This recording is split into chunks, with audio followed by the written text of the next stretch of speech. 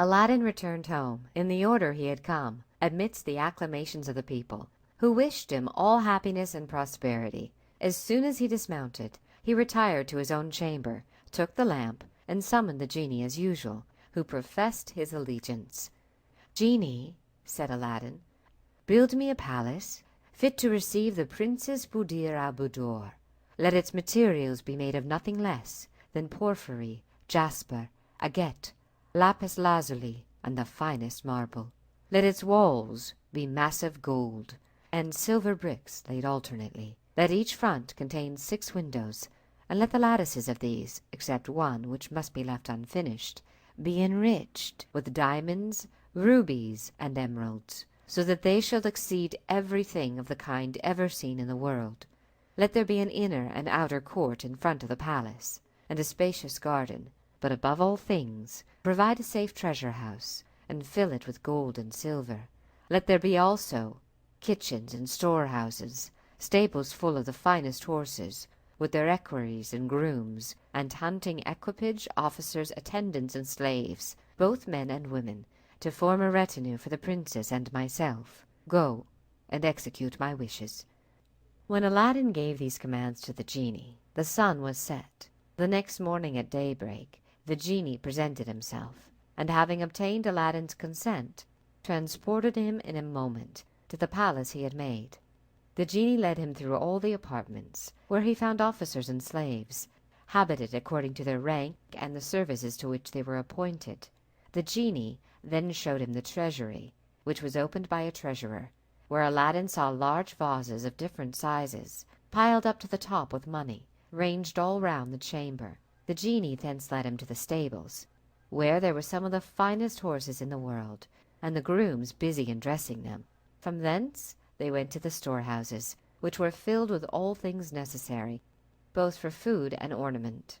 When Aladdin had examined every portion of the palace, and particularly the hall with the 24 windows, and found it far to exceed his fondest expectations, he said, "Genie, there is one thing wanting, a fine carpet for the princess to walk upon, from the Sultan's palace to mine. Lay one down immediately."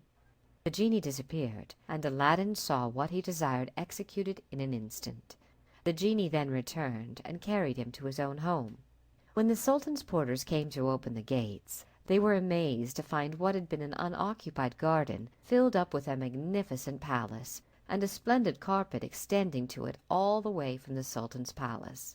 They told the strange tidings to the Grand Vizier, who informed the Sultan, who exclaimed, "It must be Aladdin's palace, which I gave him leave to build for my daughter.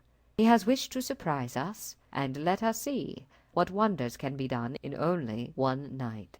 Aladdin, on his being conveyed by the genie to his own home, requested his mother to go to the Princess Buddir al Buddoor, and tell her that the palace would be ready for her reception in the evening. She went, attended by her women slaves, in the same order as on the preceding day. Shortly after her arrival at the princess's apartment, the Sultan himself came in, and was surprised to find her, whom he knew as a suppliant at his divan, in such humble guise, to be now more richly and sumptuously attired than his own daughter. This gave him a higher opinion of Aladdin, who took such care of his mother and made her share his wealth and honours. Shortly after her departure, Aladdin, mounting his horse, and attended by his retinue of magnificent attendants, left his paternal home forever, and went to the palace in the same pomp as on the day before, nor did he forget to take with him the wonderful lamp, to which he owed all his good fortune, nor to wear the ring which was given to him as a talisman. The Sultan entertained Aladdin with utmost magnificence, and at night, on the conclusion of the marriage ceremonies, the princess took leave of the Sultan, her father. Bands of music led the procession, followed by 100 state ushers, and the like number of black mutes in 2 files with their officers at their head. 400 of the Sultan's young pages carried flambeaux on each side, which, together with the illuminations of the Sultan's and Aladdin's palaces, made it as light as day. In this order the princess, conveyed in her litter and accompanied also by Aladdin's mother, carried in a superb litter and attended by her women slaves, proceeded on the carpet which was spread from the Sultan's palace to that of Aladdin. On her arrival, Aladdin was ready to receive her at the entrance, and led her into a large hall, illuminated with an infinite number of wax candles, where a noble feast was served up. The dishes were of massy gold, and contained the most delicate viands. The vases, basins, and goblets were gold also, and of exquisite workmanship, and all the other ornaments and embellishments of the hall were answerable to this display. The princess, dazzled to see so much riches collected in one place, said to Aladdin, "I thought, Prince, that nothing in the world was so beautiful as the Sultan my father's palace, but the sight of this hall alone is sufficient to show I was deceived." When the supper was ended, there entered a company of female dancers, who performed according to the custom of the country, singing at the same time verses in praise of the bride and bridegroom. About midnight, Aladdin's mother conducted the bride to the nuptial apartment, and he soon after retired. The next morning the attendants of Aladdin presented themselves to dress him, and brought him another habit, as rich and magnificent as that worn the day before. He then ordered one of the horses to be got ready, mounted him, and went in the midst of a large troop of slaves to the Sultan's palace to entreat him to take a repast in the princess's palace, attended by his grand vizier and all the lords of his court. The Sultan consented with pleasure, rose up immediately, and preceded by the principal officers of his palace, and followed by all the great lords of his court, accompanied Aladdin. The nearer the Sultan approached Aladdin's palace, the more he was struck with its beauty, but when he entered it, came into the hall, and saw the windows enriched with diamonds, rubies, emeralds, all large perfect stones, he was completely surprised, and said to his son-in-law, "This palace is one of the wonders of the world, for where in all the world besides shall we find walls built of massy gold and silver, and diamonds, rubies, and emeralds composing the windows? But what most surprises me is that a hall of this magnificence should be left with one of its windows incomplete and unfinished." "Sire," answered Aladdin, "the omission was by design, since I wished that you should have the glory of finishing this hall." "I take your intention kindly," said the Sultan, "and will give orders about it immediately." After the Sultan had finished this magnificent entertainment, provided for him and for his court by Aladdin, he was informed that the jewelers and goldsmiths attended, upon which he returned to the hall and showed them the window which was unfinished. "I sent for you," said he, "to fit up this window in as great perfection as the rest. Examine them well, and make all the dispatch you can." The jewelers and goldsmiths examined the 23 windows with great attention, and after they consulted together to know what each could furnish, they returned and presented themselves before the Sultan, whose principal jeweler, undertaking to speak for the rest, said, "Sire, we are all willing to exert our utmost care and industry to obey you, but among us all we cannot furnish jewels enough for so great a work." "I have more than are necessary," said the Sultan. "Come to my palace, and you shall choose what may answer your purpose." When the Sultan returned to his palace, he ordered his jewels to be brought out, and the jewelers took a great quantity, particularly those Aladdin had made him a present of, which they soon used without making any great advance in their work. They came again several times for more, and in a month's time had not finished half their work. In short, they used all the jewels the Sultan had, and borrowed of the vizier, but yet the work was not half done. Aladdin, who knew that all the Sultan's endeavours to make this window like the rest were in vain, sent for the jewelers and goldsmiths, and not only commanded them to desist from their work, but ordered them to undo what they had begun, and to carry all their jewels back to the Sultan and to the vizier. They undid in a few hours what they had been 6 weeks about, and retired, leaving Aladdin alone in the hall. He took the lamp which he carried about him, rubbed it, and presently the genie appeared. "Genie," said Aladdin, "I ordered thee to leave one of the 24 windows of this hall imperfect, and thou hast executed my commands punctually. Now I would have thee make it like the rest." The genie immediately disappeared. Aladdin went out of the hall, and returning soon after, found the window as he wished it to be, like the others. In the meantime, the jewelers and goldsmiths repaired to the palace, and were introduced into the Sultan's presence, where the chief jeweler presented the precious stones which he had brought back. The Sultan asked them if Aladdin had given them any reason for so doing, and they answering that he had given them none, he ordered a horse to be brought, which he mounted and rode to his son-in-law's palace, with some few attendants on foot, to inquire why he had ordered the completion of the window to be stopped. Aladdin met him at the gate, and without giving any reply to his inquiries, conducted him to the grand saloon, where the Sultan, to his great surprise, found the window which was left imperfect to correspond exactly with the others. He fancied at first that he was mistaken, and examined the 2 windows on each side, and afterward all the 24.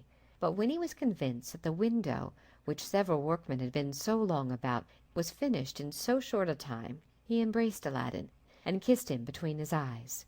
"My son," said he, "what a man you are, to do such surprising things always in the twinkling of an eye. There is not your fellow in the world. The more I know, the more I admire you." The Sultan returned to the palace, and after this went frequently to the window to contemplate and admire the wonderful palace of his son-in-law. Aladdin did not confine himself in his palace, but went with much state, sometimes to one mosque, sometimes to another, to prayers, or to visit the Grand Vizier, or the principal lords of the court. Every time he went out, he caused 2 slaves who walked by the side of his horse to throw handfuls of money among the people as he passed through the streets and squares. This generosity gained him the love and blessings of the people, and it was common for them to swear by his head. Thus Aladdin, while he paid all respect to the Sultan, won by his affable behavior and liberality the affections of the people. Aladdin had conducted himself in this manner several years, when the African magician, who had for some years dismissed him from his recollection, determined to inform himself with certainty whether he perished, as he supposed, in the subterranean cave or not.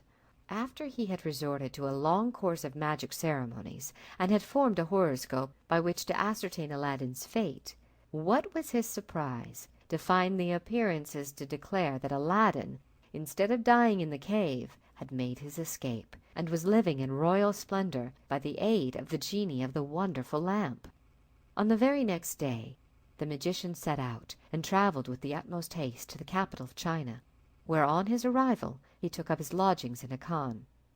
He then quickly learned about the wealth, charities, happiness, and splendid palace of Prince Aladdin. Directly he saw the wonderful fabric, he knew that none but the genies, the slaves of the lamps, could have performed such wonders, and piqued to the quick at Aladdin's high estate, he returned to the khan. On his return he had recourse to an operation of geomancy, to find out where the lamp was, whether Aladdin carried it about with him, or where he left it. The result of his consultation informed him, to his great joy, that the lamp was in the palace. "Well," said he, rubbing his hands in glee, "I shall have the lamp, and I shall make Aladdin return to his original mean condition." The next day the magician learnt from the chief superintendent of the khan where he lodged that Aladdin had gone on a hunting expedition, which was to last for 8 days, of which only 3 had expired. The magician wanted to know more. He resolved at once on his plans. He went to a coppersmith and asked for 12 copper lamps. The master of the shop told him he had not so many by him, but if he would have patience till the next day, he would have them ready. The magician appointed his time, and desired him to take care that they should be handsome and well polished. The next day the magician called for the 12 lamps, paid the man his full price, put them into a basket hanging on his arm, and went directly to Aladdin's palace. As he approached, he began crying, "Who will exchange old lamps for new ones?" As he went along, a crowd of children collected, who hooted and thought him, as did all who chanced to be passing by, a madman or a fool to offer to change new lamps for old ones.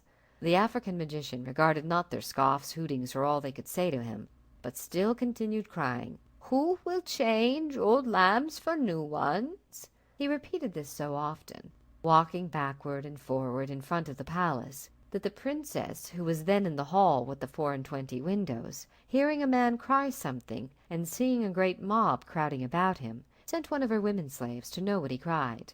The slave returned, laughing so heartily that the princess rebuked her. "Madam," answered the slave, laughing still, "who can forbear laughing to see an old man with a basket on his arm, full of fine new lamps, asking to change them for old ones? The children and mob crowding about him so that he can hardly stir, make all the noise they can in derision of him."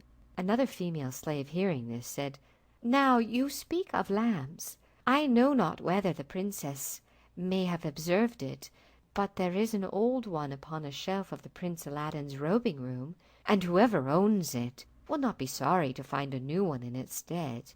If the princess chooses, she may have the pleasure of trying if this old man is so silly as to give a new lamp for an old one, without taking anything for the exchange." The princess, who knew not the value of this lamp, and the interest that Aladdin had to keep it safe, entered into the pleasantry, and commanded a slave to take it and make the exchange. The slave obeyed, went out of the hall, and no sooner got to the palace gates than he saw the African magician, called to him, and showing him the old lamp, said, "Give me a new lamp for this." The magician never doubted but this was the lamp he wanted. There could be no other such in this palace, where every utensil was gold or silver. He snatched it eagerly out of the slave's hands, and thrusting it as far as he could into his breast, offered him his basket, and bade him choose which he liked best. The slave picked out one and carried it to the princess, but the change was no sooner made than the place rung with the shouts of the children, deriding the magician's folly. The African magician stayed no longer near the palace, nor cried any more, "New lamps for old ones," but made the best of his way to his khan. His end was answered, and by his silence he got rid of the children and the mob. As soon as he was out of sight of the two palaces, he hastened down the least frequented streets, and having no more occasion for his lamps or baskets, sat all down in a spot where nobody saw him. Then going down another street or two, he walked till he came to one of the city gates, and pursuing his way through the suburbs, which were very extensive, at length reached a lonely spot, where he stopped till the darkness of the night, as the most suitable time for the design he had in contemplation. When it became quite dark, he pulled the lamp out of his breast and rubbed it. At that summons the genie appeared, and said, "What wouldst thou have? I am ready to obey thee as thy slave, and the slave of all those who have that lamp in their hands, both I and the other slaves of the lamp." "I command thee," replied the magician, "to transport me immediately, and the palace which thou and the other slaves of the lamp have built in this city, with all the people in it, to Africa." The genie made no reply, but with the assistance of the other genies, the slaves of the lamp immediately transported him and the palace entire to the spot whither he had been desired to convey it. Early the next morning, when the sultan, according to custom, went to contemplate and admire Aladdin's place, his amazement was unbounded to find that it could nowhere be seen. He could not comprehend how so large a palace, which he had seen plainly every day for some years, should vanish so soon, and not leave the least remains behind. In his perplexity, he ordered the Grand Vizier to be sent for with expedition. The Grand Vizier, who in secret bore no good will to Aladdin, intimidated his suspicion that the palace was built by magic, and that Aladdin had made his hunting excursion an excuse for the removal of his palace with the same suddenness with which it had been erected. He induced the Sultan to send a detachment of his guard, and to have Aladdin seized as a prisoner of state. On his son-in-law being brought before him, he would not hear a word from him, but ordered him to be put to death.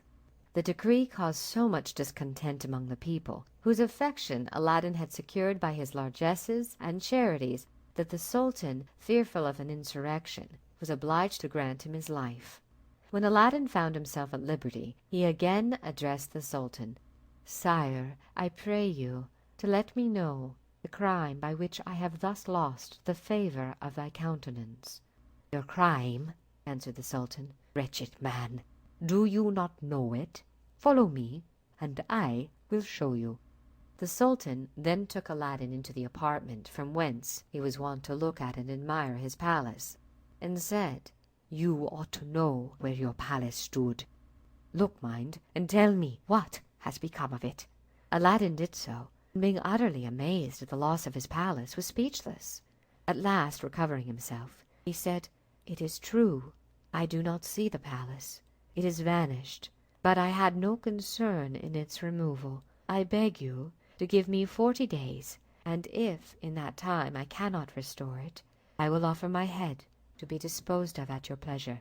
I give you the time you ask, but at the end of the 40 days, forget not to present yourself before me."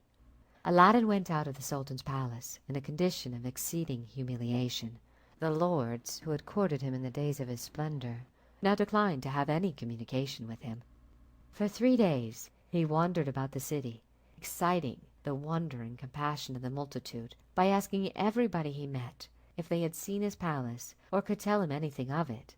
On the 3rd day he wandered into the country, and as he was approaching a river, he fell down the bank with so much violence that he rubbed the ring which the magician had given him so hard by holding on the rock to save himself, that immediately the same genie appeared whom he had seen in the cave where the magician had left him.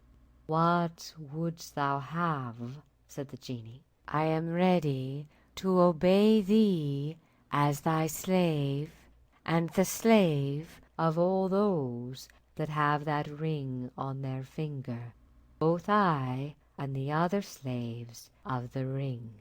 Aladdin, agreeably surprised at an offer of help so little expected, replied, "Genie, show me where the palace I caused to be built now stands, or transport it back where it first stood." "Your command," answered the genie, "is not wholly in my power. I am only the slave of the ring, and not of the lamp." "I command thee, then," replied Aladdin, "by the power of the ring, to transport me to the spot where my palace stands, in what part of the world soever it may be." These words were no sooner out of his mouth than the genie transported him into Africa, to the midst of a large plain, where his palace stood at no great distance from a city, and placing him exactly under the window of the princess's apartment, left